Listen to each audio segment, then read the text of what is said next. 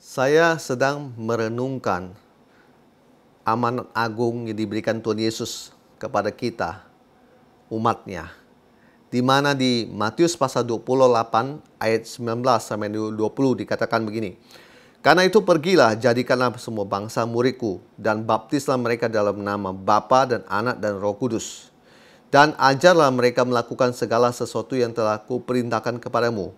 Dan ketahuilah, aku menyertai kamu senantiasa sampai kepada akhir zaman. Apa yang Yesus Tuhan mau atas diri kita gereja di tahun 2023 ini adalah kita ini gereja yang bermisi. Artinya bukan saatnya sampai sekian puluh tahun kita ini masih fokus dengan diri kita sendiri. Tetapi harusnya gereja ingat di mana amanat agung dari Yesus adalah bukan Anda memperbesar gereja Anda makin besar. Bukan Anda mempercantik gereja Anda makin cantik. Dan memasang dengan audio yang terhebat, LCD dan sebagainya. Oke, itu sah-sah saja. Saya mau berkata. Tapi coba bayangkan berpuluh tahun cuma hanya menimbun kekayaan ataupun menimbun keuangan untuk diri sendiri. Apa yang Yesus mau adalah Bapak dan Ibu, di mana gereja mempunyai misi, mempunyai utusan-utusan dia kirim untuk menjangkau jiwa-jiwa di luar sana. Saya mau berkata, kalau bicara penjangkauan jiwa pemberitaan Injil, itu tidak ada benefit, artinya tidak ada keuntungan. Tetapi justru di situ adalah keluar uang. Nah, disitulah saya melihat kenapa gereja tidak mau melakukan itu.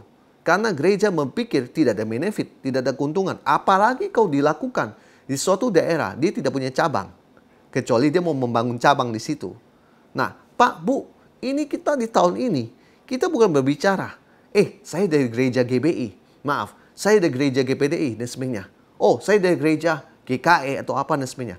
Tidak, kita di sini berbicara kita adalah satu tubuh dalam Kristus.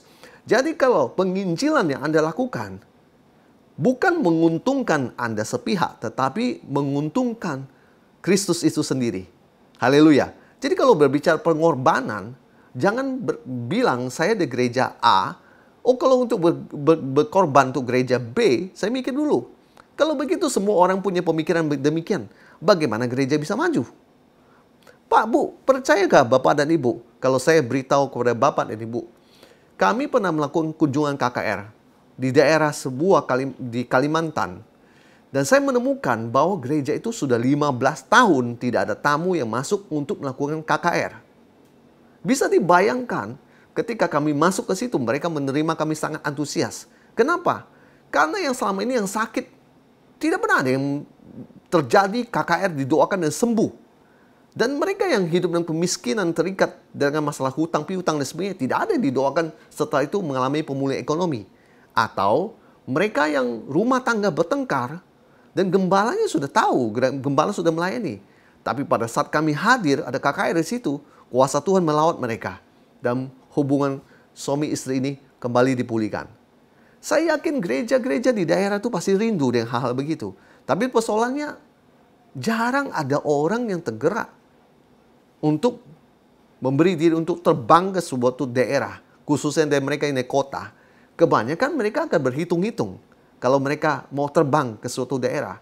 Saya bilang, Pak, Bu, itu sah-sah saja karena segala sesuatu butuh uang. Dari bicara pesawat, hotel, mobil, transportasi, dan makanan, minum, dan sebagainya. Nah, saya mau bilang, Bapak dan Ibu, yang jadi masalah sekarang adalah kalau saja ada gereja-gereja yang besar di kota Jakarta, di kota Bandung, Semarang, Surabaya yang punya hati untuk memberikan persembahan mereka kepada para penginjil yang ada untuk mendukung misi penginjilan ini.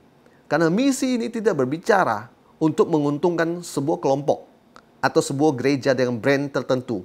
Tapi misi ini untuk membuat kerohanian di daerah, di pedalaman itu kuat. Karena siapa yang akan diutus? Nah, kepada mereka yang mau berangkat tapi mereka kesulitan dengan keuangan. Saya berdoa supaya gereja-gereja di Jakarta atau di daerah kota besar itu tergerak. Dan pada akhirnya mereka bisa melihat bahwa ini yang perlu dilakukan. Bukan fokus dengan gereja sendiri lagi. Karena sudah berpuluh tahun, belasan tahun mereka sudah fokus dengan gereja sendiri. Saatnya mereka harus lihat amanat agung. Di mana Yesus bilang, beritakan Injil.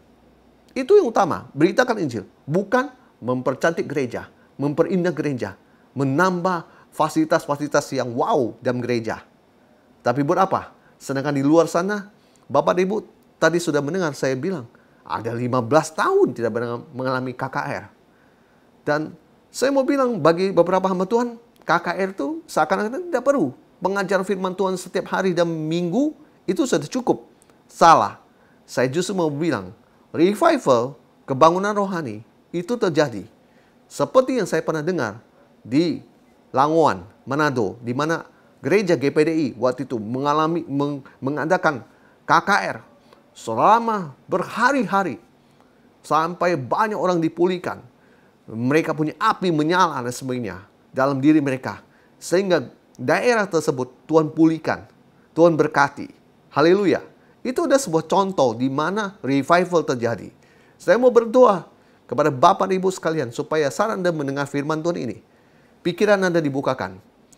Di mana ada banyak penginjil di luar sana yang perlu disupport. Di mana ada banyak ministry sana yang bergerak, yang sungguh-sungguh masuk ke pedalaman, memberitakan firman. Mereka perlu disupport. Karena mereka tidak punya jemaat. Sekali lagi, mereka tidak punya jemaat. Mereka tidak menerima perpuluhan setiap bulan. Mereka orang-orang yang juga harus disupport. Selain gereja-gereja di mana Anda berada, dukunglah pekerjaan misi. Saya juga berdoa supaya gereja-gereja di kota-kota besar mulai untuk memberikan perhatian untuk mensupport para penginjil yang ada. Entah itu penginjil lokal di gereja mereka ataupun penginjil di luar. Dan tidak berbicara denominasi. Sekali lagi, karena kita ada di zaman ini, ada zaman berbicara tentang kesatuan tubuh Kristus. Saya boleh melihat ada jemaat-jemaat Katolik juga yang butuh dilawat, butuh dipulihkan. Mereka berdatang kepada kita, datang kepada kami. Dan saya boleh melihat ini pekerjaan Tuhan. Oleh sebab itu, jangan membatasi pekerjaan Roh Kudus. Saya berdoa supaya Bapak dan Ibu terus maju dalam pekerjaan Tuhan. Terus mendukung pekerjaan misi. Karena ini adalah pekerjaan kita bersama. Bukan pekerjaan kami sendiri. Kami tidak akan mampu. Saya mau berkata kami tidak akan mampu. Saya secara pribadi sangat kasihan melihat gereja-gereja yang ada di pedalaman. Saya secara pribadi sudah melakukan bagian saya yang terbaik. Ministry kami, tim kami sudah melakukan yang terbaik untuk mensupport mereka yang di pedalaman. Doa kami akan lebih banyak lagi orang untuk mau ikut bersama dengan kami mendukung pelayanan ini. Karena kami sekali lagi tidak akan bisa berjalan sendiri. Tuhan Yesus memberkati Bapak dan Ibu sekalian. Haleluya. Amin.